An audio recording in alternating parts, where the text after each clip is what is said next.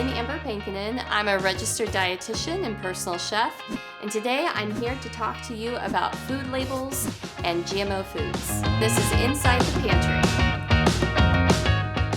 So GMO stands for genetically modified organism, and most folks think that GMOs are an ingredient, when in fact they're a process. It's a process that is used by plant breeders that is helpful for improving a plant. What they'll do is they'll take a trait in one plant and transfer it to another in order to improve the plant.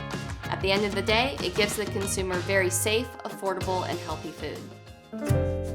I think people are under the impression that there are a ton of GMO foods out there, and really there's only 10 approved GMO foods on the market today. That includes corn, cotton, canola, soy, sugar beets, alfalfa, some potatoes, and some forms of apples. So one of my favorite GMO foods is the Arctic apple, and this apple is non-browning, so once you slice into it, you can leave it out for a few hours and it won't brown. It's amazing. Nutritionally, they're identical, but you're probably going to not waste food or not waste those apples as much when you're buying the Arctic apple. One of the first GMO products that came to market was the Flavor Saver tomato many years ago. However, that is not available today, so there are no GMO tomatoes on the market today.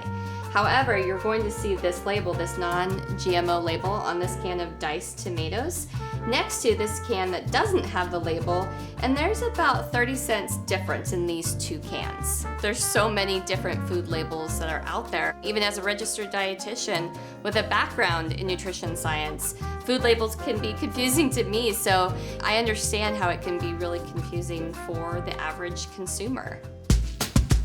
So this is whole kernel corn, and this has the non-GMO label on it, and then also has with natural sea salt.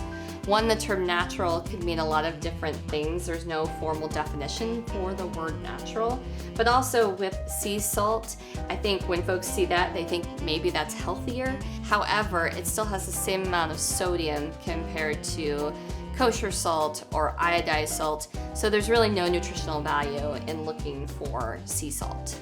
There are some terms that are regulated. So for example, the term low sodium.